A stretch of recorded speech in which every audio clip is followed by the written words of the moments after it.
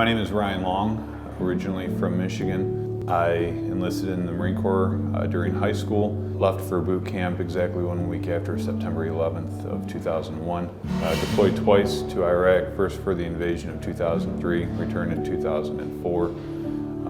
Was injured, career-ending injury, and returned to Michigan. I currently work as a firefighter paramedic. I was injured on April 4th of 2004. My injury is one of those that many people didn't live through.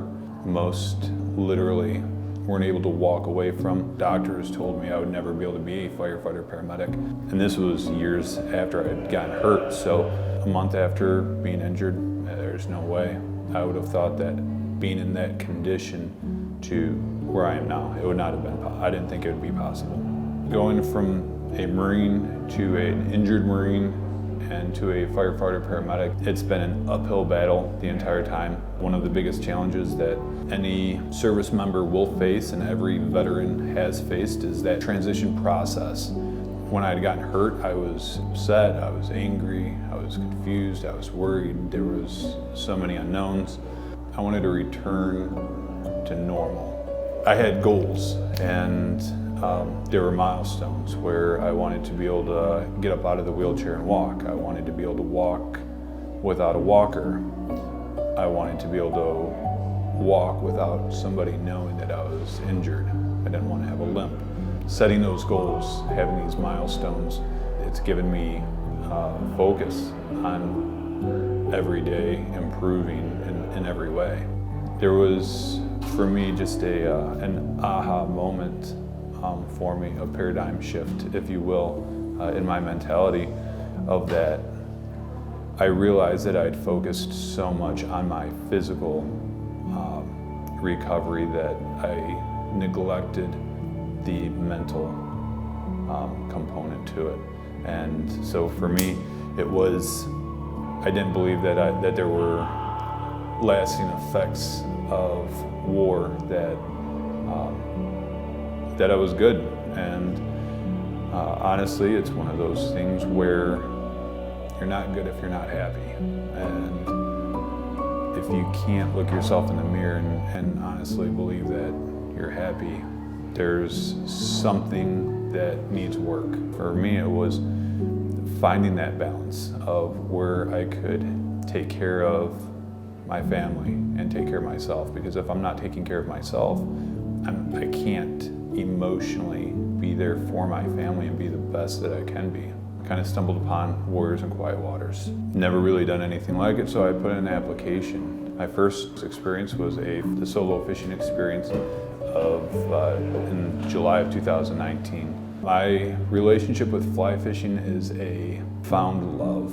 It is a time for me to be just in the zone where you're not thinking about all the stresses of life. You're able to just be there, just be present. And I think that's extremely important for everybody, but especially for veterans that need that time to be present when we tend to be pulled into the past. I do watercolor with my girls. For me, painting with watercolor with my girls, it allows me to, again, just kind of be in the moment and put focus into something.